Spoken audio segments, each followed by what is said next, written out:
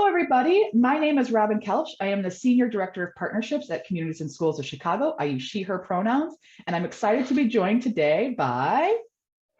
I'm Dr. Judith Allen. I am the Chief Operating Officer and Clinical Director of Communities and Schools of Chicago. Excellent. And so we are here to do a little preview and a little bit of inside info about Do the Right Thing.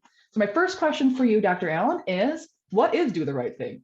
All right, yeah, Do the Right Thing, and right is spelled W-R-I-T-E, as in children writing. And this is an initiative that actually started through a national organization and I believe the Kuwaiti Foundation. And what this was, it was a way to address violence in what kids experience, and especially middle school students, and what they experience in terms of violence in their lives. Now, when I say this is national, I mean from California. I believe there's an affiliate in Hawaii, New York, and in Chicago, we're represented by CIS of Chicago and a law firm called Latham Watkins. What we do is we basically reach out to the local schools and get everyone to talk about what does it take to change the world? How can the kids basically lend voice to what it means to make the world a better place and get rid of all the violence that they're experiencing? What happens is these children, they're able to write poetry, spoken words, short stories, anything that basically expresses how they'd like to see the world be a better place. They all submit their writings. They all get reviewed and read by distinguished readers, and those are the mayor's office, the fire department chiefs, a lot of our legislators, principals, school teachers, politicians. They all get to read, and then they begin to vote and score their submissions.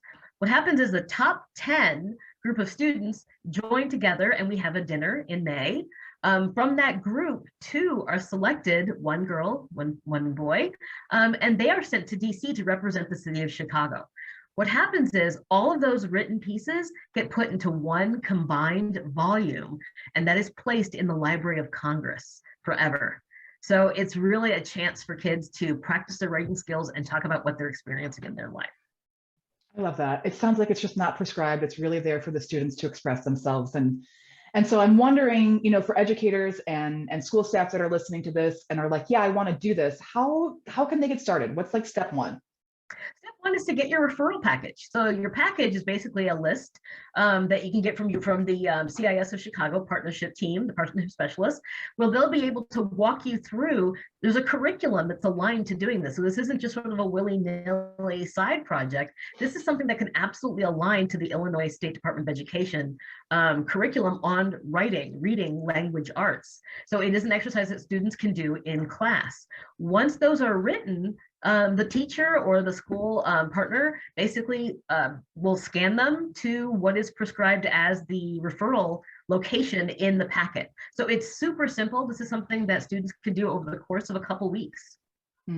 Great. That sounds really approachable, and sounds like there's really been some thought out steps here for folks and places for them to go for support if they need it.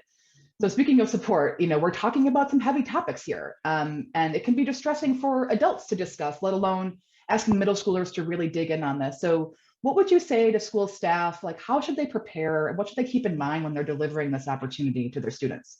I think the first thing to let them know is to be honest and say, this could touch on something that bothers you, or maybe hurts you, or maybe difficult to write.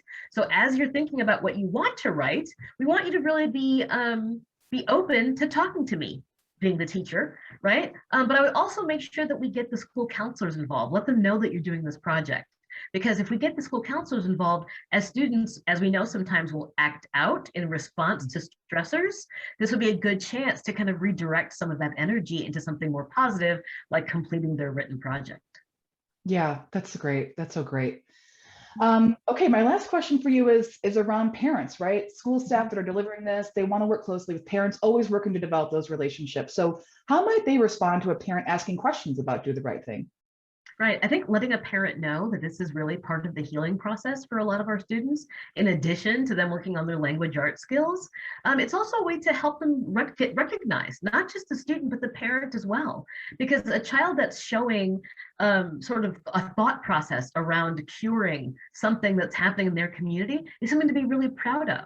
And not to mention the fact that the parents are also invited to the dinner and the trip to DC if their child is selected as a finalist. So we are always trying to make sure that the parents are involved because they're essential in our kids' development.